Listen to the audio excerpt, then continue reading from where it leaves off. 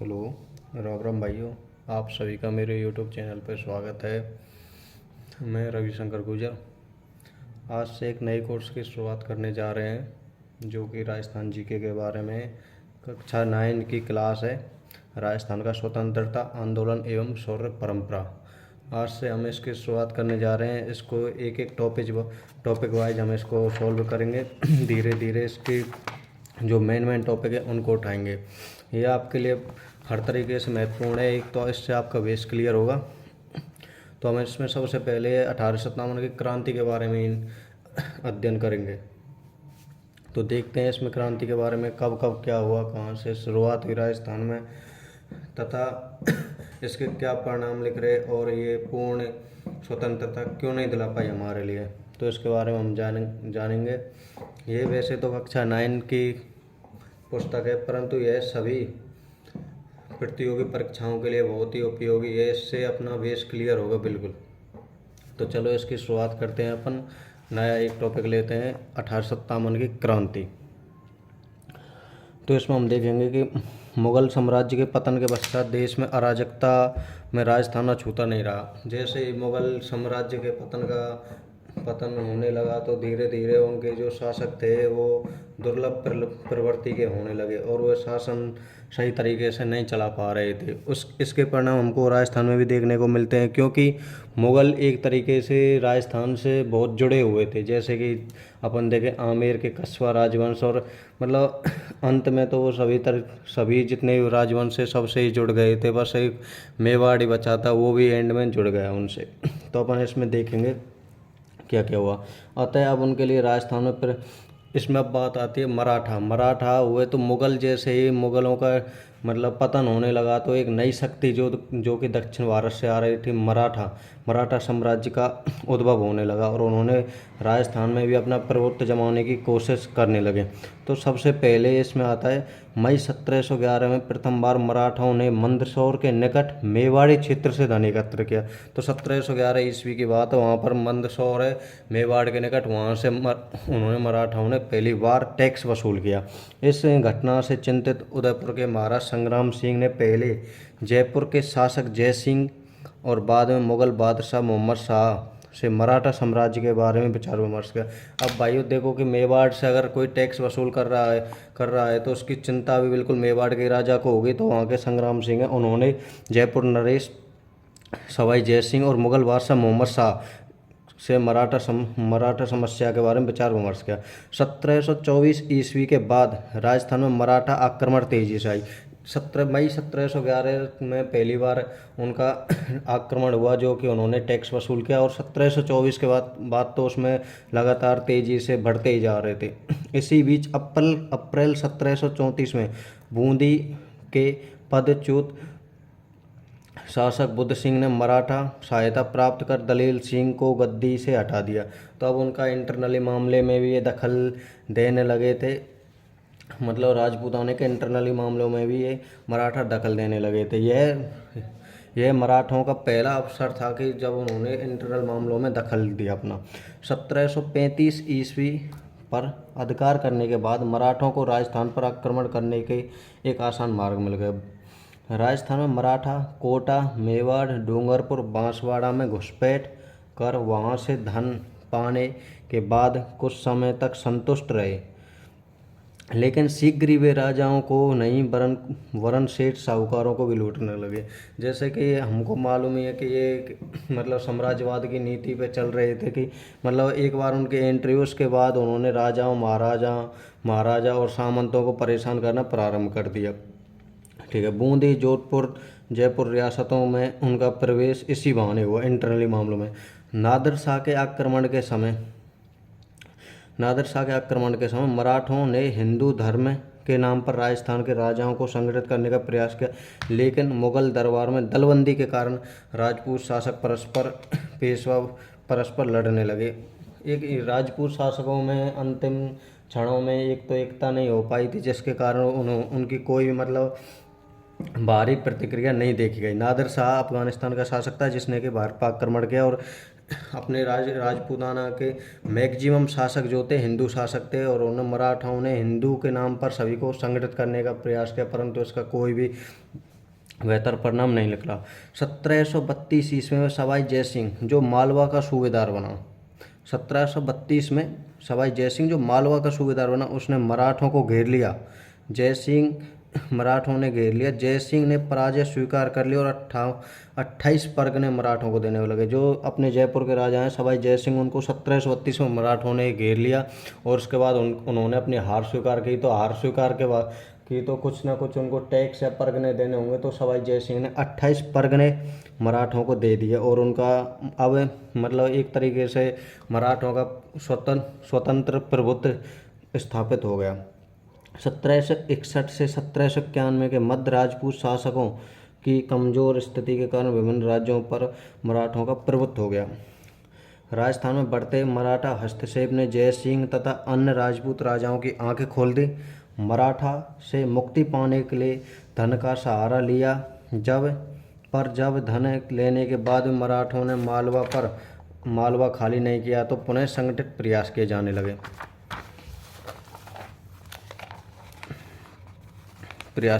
लगे। तो अब बात आती है जुलाई 1734 में जयपुर, जोधपुर, उदयपुर, किशनगढ़, कोटा, नागौर, बीकानेर के शासकों ने मेवाड़ में होरडा नामक सम्मेलन किया, जो कि 17 जुलाई 1734 को हुआ था। और इसकी अध्यक्षता के लिए इसको ये संपूर्ण नहीं हो पाया था। राजपूताने के संपूर्ण राजा आपस में अध्यक्ष बनने के लिए संघर्ष कर बैठे और इसका कोई बेहतर परिणाम नहीं निकला।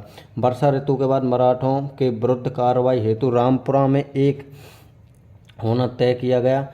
किसी राजा के शत्रु को किसी राज्य में ये जो होरडा नामक सम्मेलन हुआ था, इसमें कुछ शर्त रखी गई थी, जैसे कि कोई भी राजा का कोई दुश्मन है उसको कोई भी राजपूताने का राजा उसको शरण नहीं देगा और अगर कोई उसके राज्य में आ गया है तो उसे उनके हवाले कर देगा। 1735 ईस्वी में मुगल सम्राट और राजपूत शासकों की सेनाओं ने मराठाओं को खदेड़ने का पुनः असफल प्रयास किया। पेशवा अक्टूबर 1735 में उत्तर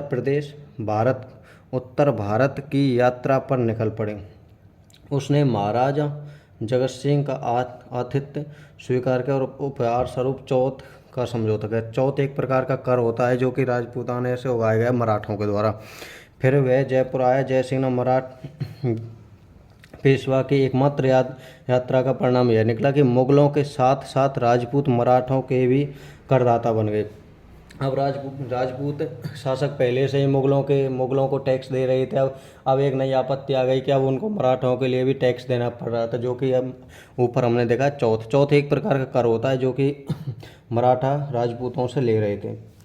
1738 में मुगल सम्राट की ओर से निजाम को बिना युद्ध किए ही दुरासराय की अपमानजनक संधि करनी पड़ी, जिसके अनुसार मराठों को मालवा की सूबेदारी और 50 लाख रुपए प्राप्त हुए।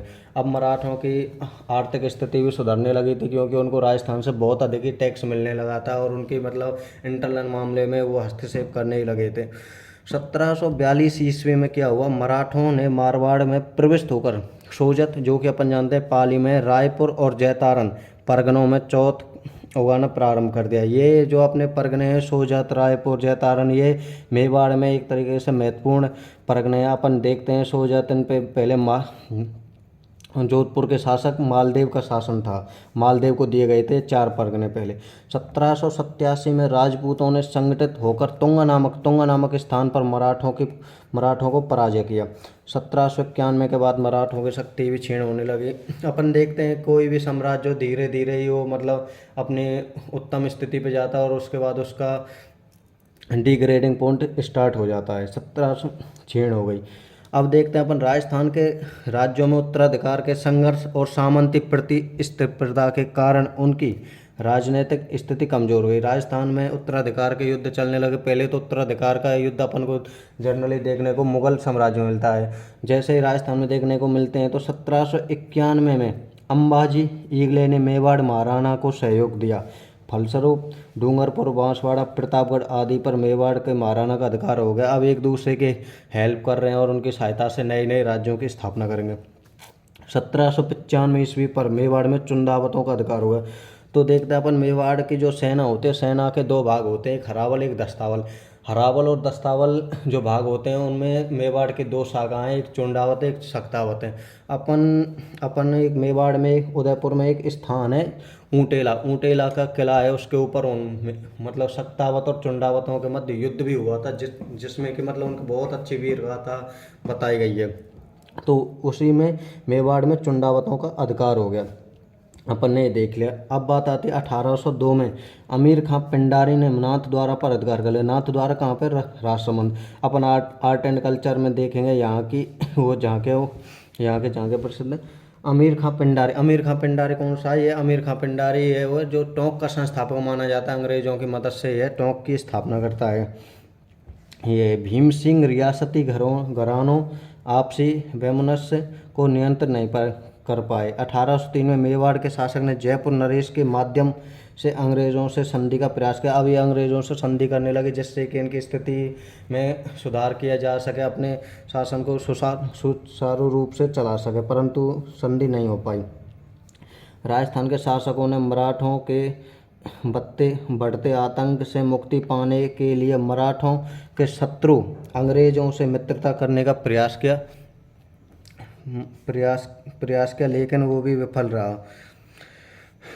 जोधपुर राज्य ने भी ऐसा ही प्रयास किया, वह भी सफल नहीं हुआ। 1803 में अपनी नीति में परिवर्तन कर अंग्रेजों ने राजपूत राज्यों से संधि करने के इच्छुक हो गए। अतः नवंबर 1803 में अंग्रेजों के सेनापति लॉर्ड लेक ने राजस्थान के उत्तरी पूर्वी सीमा पर स्थित लासवाड़ी के रण में सिंधिया को निर्णायक रूप से परास्त किया। ये लॉर्ड लेक हुए जिसने कि भरतपुर किले पर लगातार 5 बार आक्रमण किया और उसे जीत नहीं पाया, इसलिए भरतपुर किले को अपन लोहागढ़ के नाम से भी जानते हैं। मराठों की इस पराजय ने राजपूत शासकों के लिए मराठों की अधीनता से मुक्ति का स्वर्ण अवसर प्रदान किया। 1803 की संधि की शर्तों में तय किया गया कि दोनों एक दूसरे के प्रति मैत्रीपूर्ण व्यवहार रखेंगे। कंपनी इन राज्यों में खराज मतलब टैक्स नहीं लेगी। आंतरिक मामलों में भी हस्तक्षेप नहीं करेगी। इन राज्यों की सुरक्षा का दायित्व कंपनी पर होगा। अन्य राज्यों से विवाद कंपनी की सहायता सुलझाए जाएंगे। मतलब कि पहले एक तरीके से अपने जो राज्य होते थे, देश ही होते थे, तो दूसरे देश से कोई भी अगर कोई संधि वार्ता करनी है तो कंपनी की सहायता से ही करेंगे अपन। भरतपुर, अलवर, जयपुर, जोधपुर आदि ने इन संधि पर हस्ताक्षर कर दिए।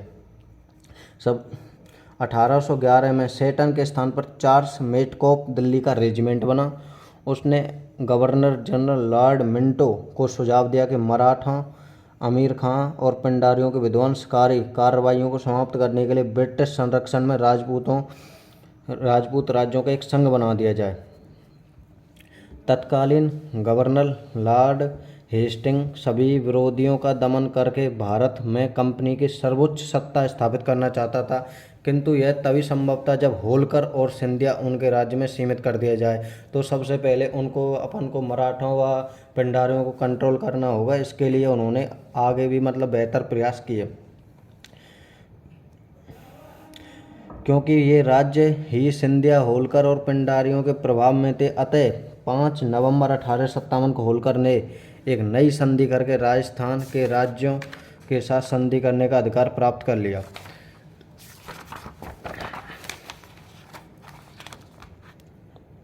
नहीं, इधर मेटकॉप का निमंत्रण मिलते ही करौली, कोटा, उदयपुर, बीकानेर, किशनगढ़, जयपुर, जैसलमेर आदि ने कंपनी से संधि कर ली, क्योंकि राजस्थान के राजपूत राज्य कंपनी से संधि करने के लिए पहले भी प्रयास कर चुके थे। उनका एक तो जो शासन था वो सुचारू ढंग से नहीं चल पा रहा था, इसलिए उनको कंपनी से संधि करना ही बेटर लगा। इस प्रकार 1817 से 1823 के दौरान राजस्थान पर स्थापित ब्रिटिश आधिपत्य 1947 में स्वतंत्रता प्राप्ति तक अक्षुण्ण रहा। 19वीं सदी के आरंभ में राजस्थान में टोटल 20 रियासत थी, जिनमें 17 राजपूत, 2 जाट और 1 मुस्लिम रियासत एकमात्र टोंक रियासत थी। जाट धौलपुर और भरतपुर थी अपनी दौर शासक। इन राज्यों में संधि की गई कुछ नियम ये अपनी संधि की शर्तें थी जो भी अपन के द्वारा उन अंग्रेजों के द्वारा बताई गई और एक एक दूसरे ने मानी भी थी। तो इन संधियों को अपन देख लेते हैं। संधि की शर्तें कौन कौन सी थी। संधि द्वारा रियासती शासकों ने अंग्रेजों की सर्वोच्च स्वीकार की कि अंग्रेज ही सब कुछ है हमारे लिए, अंग्रेज ये मेन जो भी अपने शासन में। अंग्रेजों ने रियासती राजाओं का वंशानुगत राज्याधिकार स्वीकार कर लिया। वंश ये एक होता है कि राजा का बेटा ही राजा बनेगा, वो जो पहले उन्होंने एक तरीके से स्वीकार कर लिया, उन्होंने मान लिया कि राजा का बेटा राजा बनना चाहिए। और इसी के दौरान मतलब राजपूतों ने संधि पर हस्ताक्षर किए। अंग्रेजों ने बाहरी आक्रमण से प्रत्येक राज्य की सुरक्षा करने और आंतरिक शांति की व्यवस्था बनाए रखने की सहायता का आश्वासन दिया। अंग्रेजों ने कहा कि अगर कोई भी बाहरी राज्य आपके ऊपर आक्रमण करेगा तो पहले अंग्रेजों की सेना आपकी हेल्प करेगी, कोई भी संधि वगैरह में अंग्रेजों की सेना आपके साथ खड़ी होगी, उन्होंने विश्वास दिलाया। संधि करने वाले प्रत्येक राज्य में एक पॉलिटिकल एजेंट रखना होगा। साथ ही आश्वासन भी दिया कि पॉलिटिकल एजेंट उनके कार्य में कोई हस्तक्षेप नहीं करेगा। Political agent to governor general जिसको कहते हैं एजीजी। ब्रिटिश संरक्षण के बदले रियासती शासकों को अपनी विदेश नीति अंग्रेजों को सौंपनी पड़ी और आपसी विवादों को अंग्रेजों को मध्यस्थता हेतु प्रस्तुत करने का वादा करना पड़ा कि कोई भी अगर किसी भी बाहरी देश से संधि करनी है, युद्ध करना है, पहले अपन को अंग्रेजों की मदद लेनी होगी, अंग्रेजों को बताना होगा एक तरीके से। ये संधि की शर्तें थी। ब्रिटिश संरक्षण के बदले रियासत वादा करना पड़ा। आवश्यकता पड़ने पर रियासती शासक अपने राज्यों के समस्त सैनिक साधन अंग्रेजों को सुपर्द कर देंगे। ये अपनी संधि की शर्तें यहाँ पर ख़त्म होती हैं। जो जो मेन शर्तें थी वो मैंने आपको बता दी हैं। अब आगे अपन देखते हैं। इसमें ऐसा कुछ ज़्यादा इम्पोर्टेंट ये तो है नहीं इसमें। हाँ, इसमें ये है अंग्रेजों ने अपने राज्यों के आर्थिक साधनों पर भी अधिकार करने का प्रयास किया। नमक उत्पादन जो कि उस समय मेन एक तरीके से उद्योग मान सकते हैं। नमक उत्पादन के प्रमुख क्षेत्र राजस्थान में प्रमुख क्षेत्र सांवर है, डीडवाना है, ये जैसे सांवर झील और मेवाड़ में अफीम का उत्पादन होता था, उन क्षेत्रों पर अधिकार कर लिया। शांति और व्यवस्था बनाए रखने के नाम पर लगभग सभी राज्यों में अंग्रेजों सैनिक टुकड़ियां स्थापित कर दी गई जिनका खर्च भी संबंधित राज्यों को ही वहन करना पड़ता था। भारी खराज, ब्याज और अन्य खर्चों के थोपे जाने के फलस्वरूप राज्यों की आर्थिक स्थिति भी कमज़ोर होने लगी थी धीरे धीरे। अपन देखते हैं राजस्थान के शासकों ने आतंक से सुरक्षा तथा अपने सामंतों पर नियंत्रण स्थापित करने के लिए अंग्रेजों के साथ 1818 में ईस्वी में संधि की। ये डेट है जो बहुत इंपॉर्टेंट है, बहुत ही पेपरों में आई हुई है डायरेक्ट कि संधि का हुई 1818 में संधि की। संधि संपन्न होने के बाद राजपूत शासकों ने अंग्रेजों की सहायता से सामंतों की शक्ति कुचलने का प्रयास किया। जो कि राजाओं के नीचे छोटे छोटे सामंत होते थे उनको कुचलने का प्रयास किया एक तरीके से। कालांतर में अंग्रेजों ने ऐसे अनेक कदम उठाए जिनसे सामंतों की स्थिति कमज़ोर हो गई। यथा सामंतों की सैनिक सेवा के बदले अब उनसे नगद रुपया वसूल करने का भी निश्चय किया गया। अब उनसे नगद मतलब एक तरीके से नगद टैक्स लेने लगे। जागीर क्षेत्रों में सामंतों को कई विशेष अधिकार प्राप्त थे, जैसे जागीरों के निवासी अपने सामंतों की आज्ञा के बिना दूसरे स्थान पर नहीं बस सकते। अब उनको मतलब जागीरों के जो निवासी थे वो बिना अंग्रेजों की आज्ञा से एक जागीर से दूसरी जागीर में जाके बस भी नहीं सकते थे। उसके लिए उनको पहले वो चाहिए, परमिशन चाहिए। यहाँ इसमें कुछ ज़्यादा इम्पोर्टेंट नहीं है। किंतु 19वीं सदी के अंत में जागीरें क्षेत्रों में सामंतों के नेतृत्व में कमी आई। अब जब जागीरदारों को इतने टैक्स लगा दिए तो भाई जागीरदार भी क्या करेंगे, इसलिए उनकी संख्या में जागीरदारों की संख्या में कमी आई धीरे धीरे। अंग्रेजों ने डूंगरपुर के शासक जसवंत सिंह को गद्दी से हटाकर प्रतापगढ़ के शासक के पुत्र दलपत सिंह को वहाँ शासक बना दिया। अब ये भी मतलब मराठों की तरह इंटरनल मामलों में हस्तक्षेप करने लगे हैं। तो उन्होंने जसवंत सिंह है जो कहाँ का शासक है, डूंगरपुर का, इसको हटाकर गद्दी से हटाकर प्रतापगढ़ के शासक के पुत्र हैं दलपत सिंह को वहाँ का शासक बना दिया। इससे वहाँ की जनता में ब्रिटिश सरकार के प्रति घृणा उत्पन्न हो गई, क्योंकि इंटरनल मामलों में अगर कोई हस्तक्षेप करेगा तो हर किसी को बुराई महसूस होगा। ठीक है, इसमें अपन देखेंगे।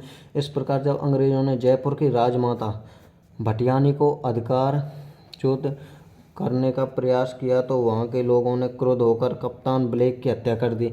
कोटा में अंग्रेजों ने तत्कालीन महाराव किशोर सिंह के विरुद्ध रियासत की फौजदार जालिम सिंह के दावों का समर्थन किया, जिससे कोटा के हाड़ा राजपूत अंग्रेजों के विरुद्ध हथियार लेकर उठ खड़े हुए। अलवर और भरतपुर रियासतों में अंग्रेजों ने हस्तक्षेप कर वहाँ के अवयस्क राजकुमारों को गद्दी पर बिठा दिया, क्योंकि शासक के अवयस्क होने की स्थिति में अंग्रेजों को राज्य प्रशासन पर नियंत्रण करने का अवसर मिल गया। अब इन्होंने क्या क्या क्या किया, अलवर और भरतपुर के जो शासक थे वहाँ पर जैसे उनकी उम्र अभी नहीं थी, वो बालिग नहीं थे, तो उनको इन्होंने राजगद्दी पर बैठा दिया। अब वो राज्य करना तो जानते नहीं हैं, उनके इंटरनल मामलों में ये खुद ही वो हस्तक्षेप करने लग गए और उनको अवसर मिल गया कि वहाँ पे मतलब अपने वो जमाने का।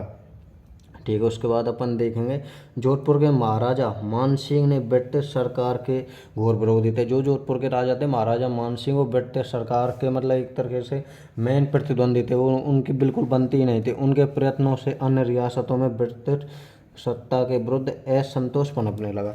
अपन देखेंगे कि राजस्थान में जो क्रांति हुई थी 1857 के, उस समय ब्रिटिश पॉलिटिकल एजेंट कौन थे? AGG, agent to governor general. तो कोटा में थे मेजर बर्टन, इनकी हत्या भी हुई थी। जोधपुर रियासत के कौन थे? Mac motion. भरतपुर के थे मौरिसन और जयपुर के ईडन। उदयपुर रियासत के थे सावर्स, उदयपुर में मेवाड़ वगैरह वो आते हैं। सिरोही के थे JD हॉल। अपन को मेनली जो मेन क्वेश्चन दिए हुए हैं वो एक तो ये तो बिल्कुल याद ही रखने हैं। ये अपन इस JD हॉल को एक तरीके से स्किप कर सकते हैं, इसको अभी कम ही पूछा गया है, पर ये तो मतलब अलग अलग क्वेश्चन दिए हुए हैं जो कि पिछले आए हुए पेपरों में हैं। अपन आगे देखेंगे, ये इसमें कोई ज़्यादा इम्पोर्टेंट नहीं है।